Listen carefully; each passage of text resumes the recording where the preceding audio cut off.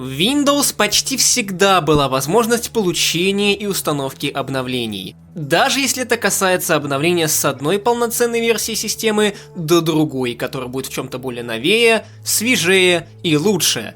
Например, в Windows 3.1 можно было обновиться аж с Windows 1.0. Во всех Windows 9 X системах по типу Windows 95, 98 и Millennium минимумом уже был Windows 3.1. А начиная с Windows XP, минимальной системой для обновления становится Windows 95. А та же Windows 11 для обновления без какой-либо потери данных требует уже Windows 10. При этом, в годы актуальности Windows 9 X систем, существовала еще одна линейка OS от Microsoft – Windows NT.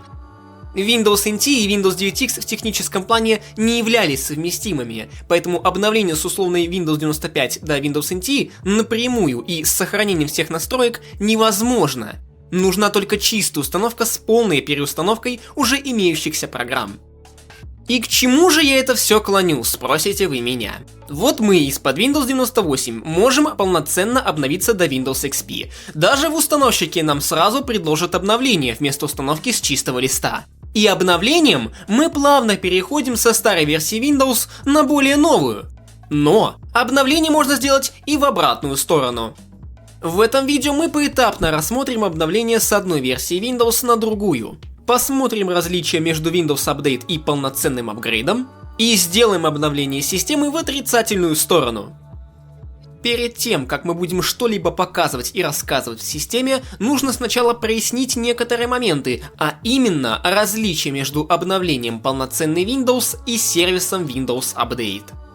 Windows Update — это прежде всего, как уже было рассказано ранее, сервис, который предоставляет компания Microsoft для обновления операционных систем Windows, других продуктов этой же компании и драйверов со стороны производителей, если же сами эти производители изъявляют желание предоставлять в этот сервис свои драйвера.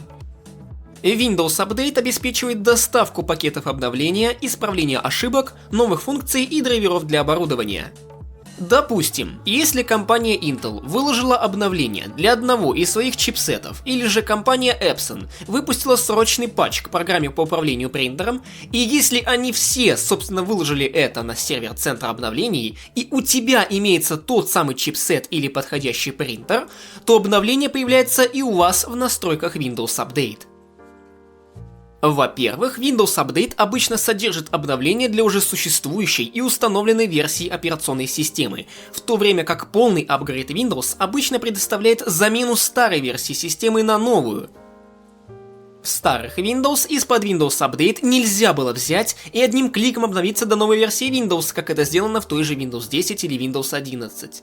И все обновления тогда имели только накопительный характер, как новые части пазла, которые еще больше дополняли какую-либо картинку.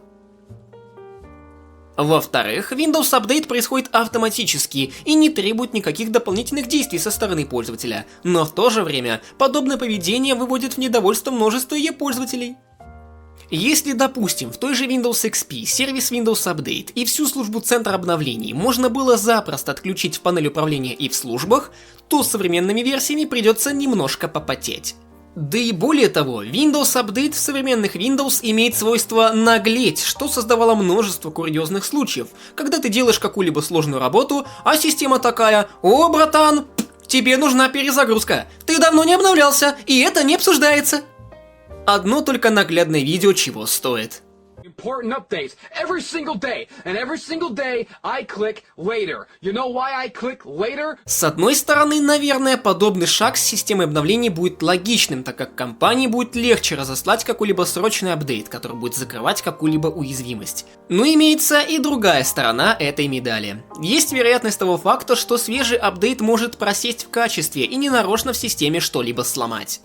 Таких инцидентов очень много, и вероятно все это связано с понижением качества тестирования из-за отсутствия штаба тестировщиков внутри компании. Ведь в 2014 году появилась программа Windows Insider Preview все-таки.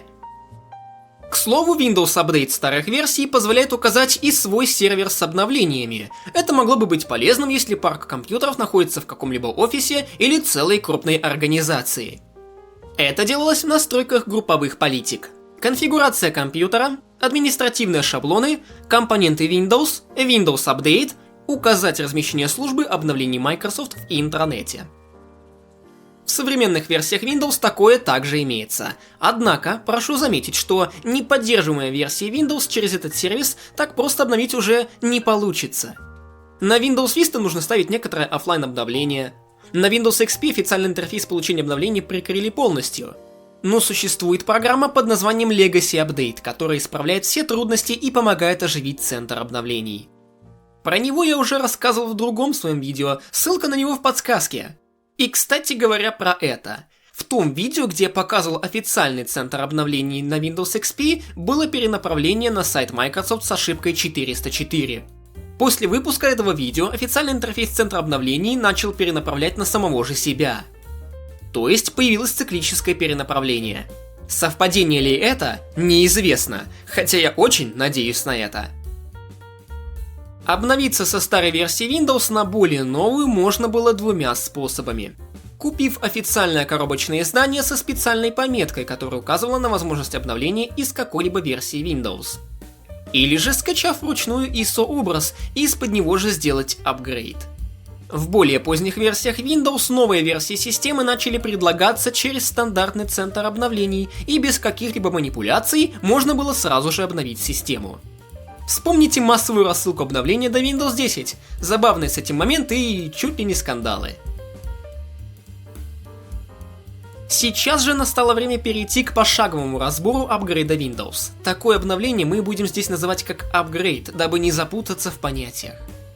В качестве примера мы, так скажем, совершим апгрейд с Windows 98 до Windows XP. Когда мы на экране авторана нажимаем «Установка Windows XP» или вручную запускаем файл winnt32.exe из папки i386, программа установки незаметно создает папку winnt32, копирует winnt.save и проверяет следующие моменты. Из-под какой операционной системы запущена программа установки? Это помогает узнать программе установки, возможно ли вообще обновиться с этой версии системы на новую. Интересный факт. Кроме winnt32.exe в папке i386 имеется и winnt.exe, который позволяет начисто установить систему из-под DOS. Выясняется язык нашей уже установленной системы на предмет точного совпадения с языком установочного образа. При отсутствии языкового совпадения в программе установки пропадает возможность обновления. Проверяется существование в установочном образе папок, названия которых видите на экране. Это необходимо для показа пункта обновления в начальном этапе программы установки и для предоставления возможности плавной миграции всех установленных тобою программ, настроек, ярлыков, реестра и прочих вещей. Это что-то сродни переезда из одного дома в другой с перевозом всех своих вещей. К слову, многие сборщики бесцеремонно вырезали эти три папки, из-за чего обновление чисто физически не предоставлялось возможным, оставляя тебя наедине с пунктом чистой установки с нуля. Кратко говоря о сборках. Если вас подобное когда-нибудь интересовало, то набираем 3000 лайков под этим видео и подписывайтесь на канал. И я для вас постараюсь детально все показать и объяснить. Только это будет немного позднее, так как сейчас готовится кое-что другое. Тип образа. Различные установочные образы системы могут содержать тип лицензии, на котором она будет работать. Существуют такие версии, как OEM, Retail и VL. OEM предназначен сугубо для производителей ПК, которые будут продавать свою модель компьютера с уже установленной системой в комплекте, и на момент продажи система будет считаться полностью активированной. Наклейка с ключом от OEM издания Windows можно найти на задней стороне корпуса компьютера, на коробке или конверте самой Windows.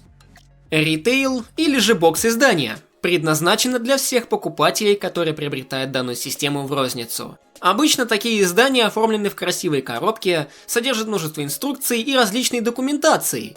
Данные издания после установки содержат 30 дней пробного периода, и после их истечения система начнет требовать активацию.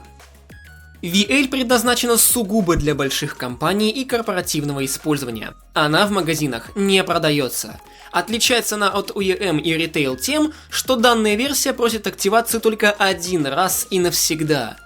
После установки вас вообще не попросят о какой-либо активации, и система будет полностью считаться легальной.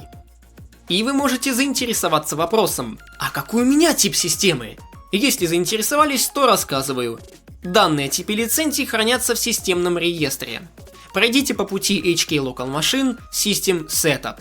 В папке PID будет regSZ параметр с одноименным названием, который может хранить следующие данные. Если вы покупали компьютер из официального магазина какой-либо компании или OEM-поставщика, то в параметре PID будет написано слово OEM. Если у вас каким-то образом оказалась VL-версия, то там будет красоваться число 270.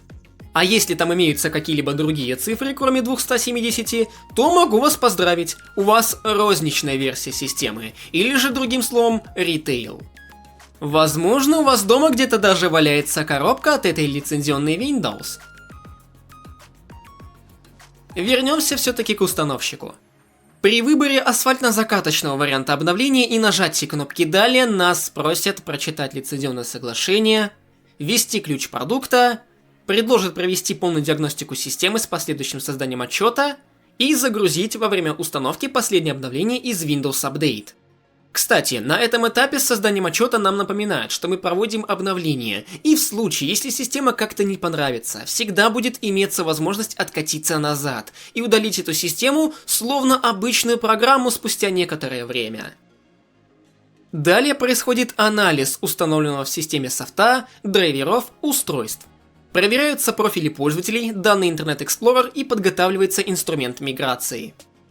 После анализа нам выводится отчет, где показывается список программ, которые нужно удалить перед обновлением из-за их несовместимости с Windows XP.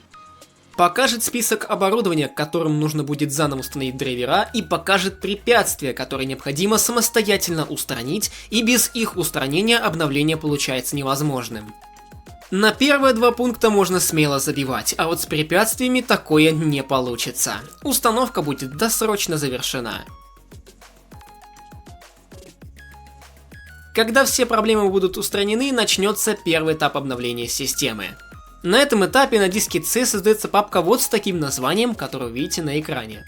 Формируется файл boot.ini, заменяется загрузчик старой системы, при этом старый загрузчик резервируется файл bootsect.dos и копируется полный установочный образ. После этого этапа начинается первая перезагрузка, где во время которой нам предлагают выбрать два пути. Или продолжить обновление дальше, или передумать и вернуться в старую систему. Я выбираю первый вариант, и перед нами появляется экран загрузки, который именует себя просто как Windows. Не Windows XP, не Windows Server, не Windows PE, а просто Windows. После него сразу же появляется программа установки, но есть один маленький нюанс.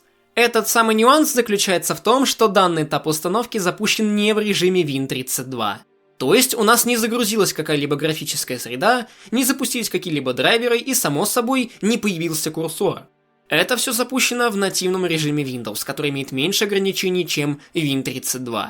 А весь дизайн установщика является одной большой картинкой, которая находится в файле smss.exe, и он как раз таки запускается только в нативном режиме.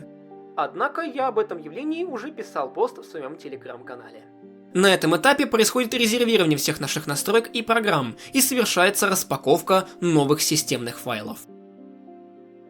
Во время второго перезапуска мы наконец-то уже попадаем в полноценную систему и нормальную программу установки. Но учтите, в этом этапе система не установлена до конца, не имеет каких-либо драйверов и зарегистрированных компонентов.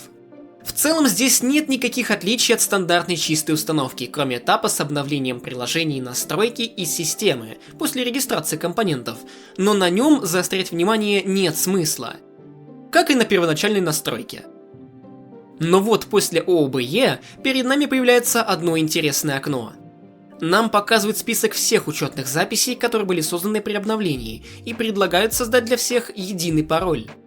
Мне лично никакой пароль не нужен, нажимаем ОК, и вот. Обновление прошло удачно, мы вошли в систему и видим наш рабочий стол в полной сохранности. Но только в Windows XP, как ни крути, хочешь ли ты того или нет, но при обновлении твоя тема оформления всегда заменялась на стандартную Луна. Сохранение оформления в сделку не входило, а если серьезно, то, как мне кажется, вероятно, этот ход был сделан намеренно, дабы сразу показать пользователю новый дизайн и подчеркнуть новые возможности обновленной системы. Стоит помнить, что это всего лишь предположение, и как все было на самом деле, история, увы, пока умалчивает. Естественно, здесь полностью перенесены все наши программы, как сторонние, которые мы ставили своими ручками самостоятельно, так и стандартные из Windows 98. Кроме того, если нам не понравится обновление, или ПК с ним, по сравнению со старой версией системы, работает хуже, мы можем в любую минуту отказаться от обновления. Никакого максимального срока в 14 или 30 дней, как в современных Windows. Здесь этим управляет сугубо твое желание. Отказаться просто. Заходите в установка и удаление программ, ищите там отмена установки Windows XP и жмете удалить. Обновление в современных версиях Windows сделано проще. Там нужно просто принять лицензионное соглашение и указать, что делать с вашими личными настройками и программами. Удалить их или все же оставить. И дальше вся работа перекладывается на системную службу Windows Update и DISM. Обновление обновлением, но вот что если сделать апгрейд в отрицательном его понимании? Допустим, как с нашим примером, обновиться с Windows 98 до Windows XP, но только поменять две системы местами, тем самым мы будем, так сказать, даунгрейдиться с Windows XP до Windows 98. Из-под XP, очевидно, программу установки Windows 98 запустить не получится. При запуске setup.exe нам прямо скажут, что нужно ее ставить из-под DOS, а Windows XP слишком новая, и вообще ты, кажись, гений, я полагаю. Запуск файла setup.core.exe по сути выдает такую же информацию. Ну так и так нам придется перезагружаться, поэтому от этого мы ничего не теряем, а наше шоу по переделке буханки хлеба в троллейбус продолжается. Загружаемся с диска, выбираем установку Windows 98 из CD-ROM, и перед нами появляется текстовый режим программы установки. Если бы отсутствовала какая-либо ОС на компьютере, то программа установки настроила и самостоятельно отформатировала бы диск C. Но в нашем случае диск полностью отформатирован, и установщик понимает, что там уже что-то есть. И там операционная система, тем более не DOS-подобная. Само собой нам задают вопрос, удалять ее файлы или же нет. Конечно же мы все оставим.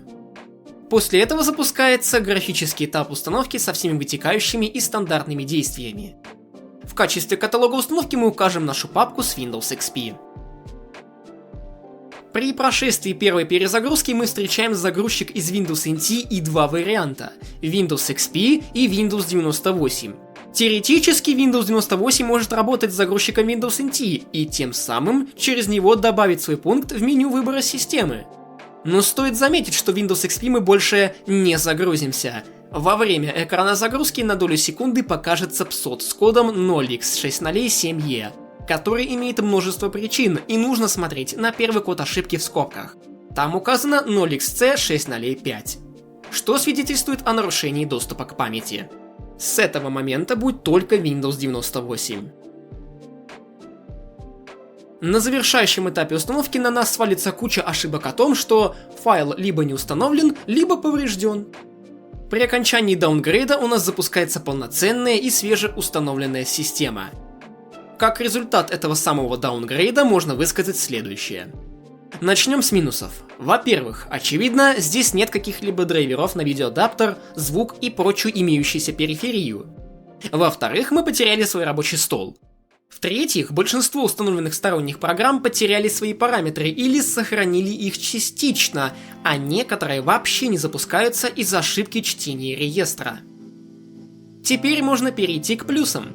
У нас перенеслись обои рабочего стола из Windows XP. Данный железобетонный плюс покрывает все минусы, и в результате чего ты просто наслаждаешься этими невероятными шедеврами и пользуешься системой. А то, что она работает в 16 цветов и наполовину кривая, это уже детали. Проигрыватель Windows Media здесь не работает. Из-под меню пуск никакой реакции. При запуске вручную выходит ошибка об отсутствии компонента и точки входа.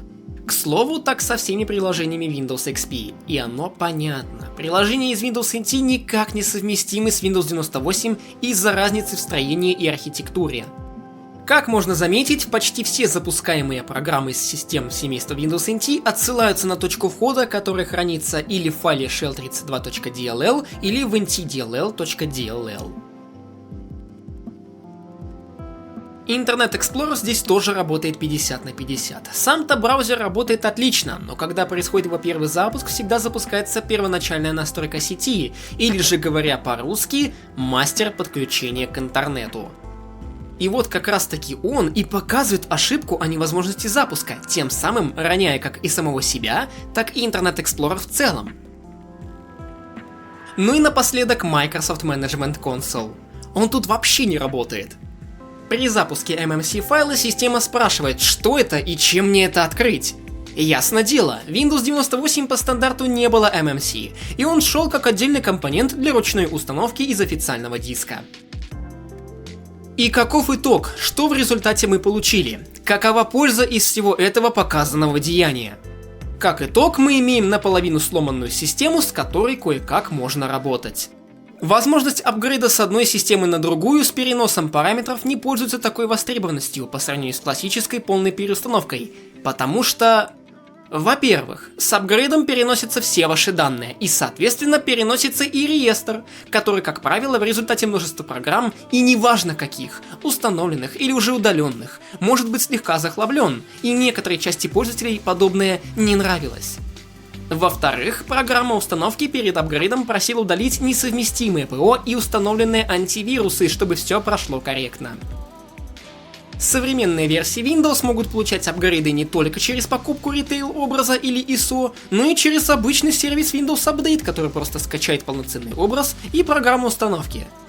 А что вы думаете по этому поводу? Давайте вместе обсудим в комментариях. А на этом пока все. Ставьте лайки, если вам понравилось это видео. Подписывайтесь на канал и смотрите мои прошлые видео, они также интересные. Огромное спасибо за просмотр и благодарю всех донатеров, которые поддерживают канал любой своей суммой. До новых встреч, дорогие друзья!